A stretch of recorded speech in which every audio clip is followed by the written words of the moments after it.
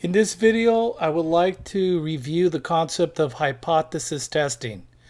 Hypothesis testing is the use of statistics and probability theory to determine whether there is enough evidence to reject or not reject an hypothesis. We begin by making a claim about a population parameter, such as the population mean mu or the population proportion p. Once this claim is made, we then have to identify two types of hypotheses. One of these hypotheses is called the null hypothesis. It's denoted as H naught, or you can call it H sub 0, and the alternative hypothesis, H sub 1. H naught always has the equal sign. H sub 1 always has one of the following symbols. And these symbols can be the less than symbol, the greater than symbol, or the not equal to symbol. So for example, let's assume we make a claim that the mean weight of all large dogs in Southern California is greater than 65 pounds. Let's also assume the population standard deviation is 11.3 pounds.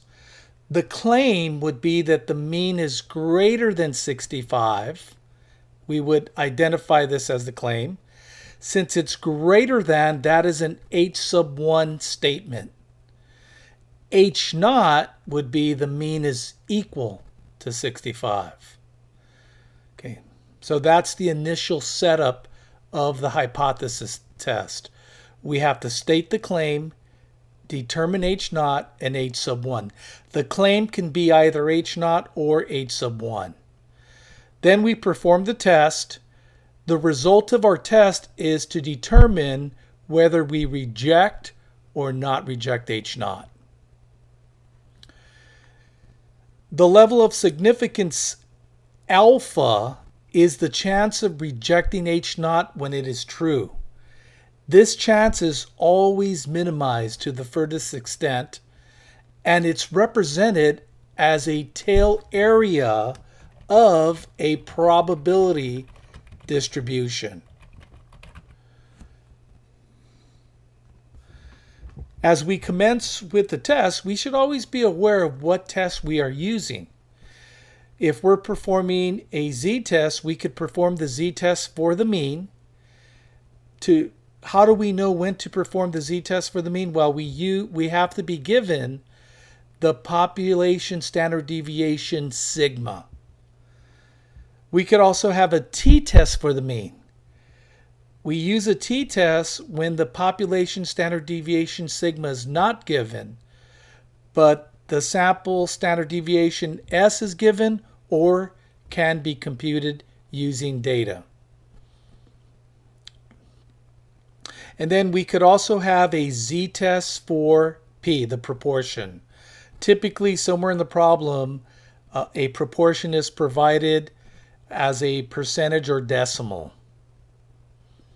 Once we've identified the test, for the example I described up above, this is a z-test for the mean. We're testing the mean, and sigma, the population standard deviation, is given.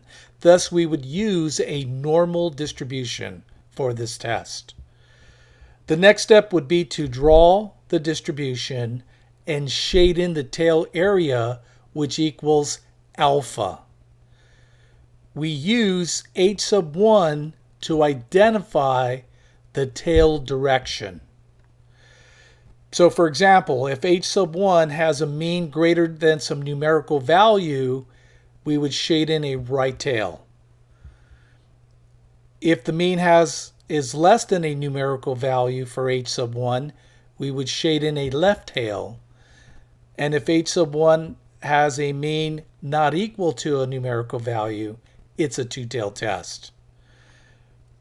We also look up the critical values. Critical values are the values that separate the shaded from the unshaded region. Those values are looked up in either tables E or F. So coming back to our example, we said that the mean was greater than 65 is the claim. It's an H sub 1 statement. H naught is mu equal to 65. We are given the population standard deviation, thus we draw a normal distribution. Since H sub 1 is greater, we shade in a right tail. This tail area is equal to alpha 0.05. We assume that we collect a sample of 35 dogs, compute the sample mean, which is 75 pounds. Also, as if you recall, the population standard deviation is 11.3 pounds. We can then compute the test point. The test point formula for the z-test is z equal to the difference between the sample mean and the proportion mean divided by the standard error, which is the population standard deviation divided by the square root of the sample size. The sample mean, I think the sample mean should have been 71 pounds, is 71 minus the population mean is 65 divided by the standard deviation is 11.3. That's divided by radical 35. We would compute this value using a scientific calculator to get 3.14. Next, we have to determine where the test point lands. So the test point is compared to the critical value. If it's to the left of the critical value, we do not reject H naught. But if it's to the right of the critical value, then it falls in the critical region and we would reject H naught. Basically, we're stating that the mean cannot equal 65. Thus, we reject H naught. That's the result of our test. Now we look at the ramifications of this result. But keep in mind that we never reject H sub 1. The test is always for H naught. So don't ever write reject H sub 1. Always, it's either reject H naught or do not reject H naught. Finally, we summarize our results. And I do have a summary table that we can refer to. Let's go back. Let me bring this down. So if we recall, the claim is that it's an H sub 1 statement, and we rejected H naught. Thus, if the claim is H sub 1 and we reject H naught, we would write this as our summary statement.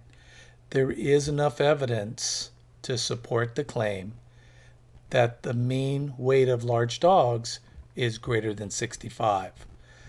So this is kind of a summary of the hypothesis test process.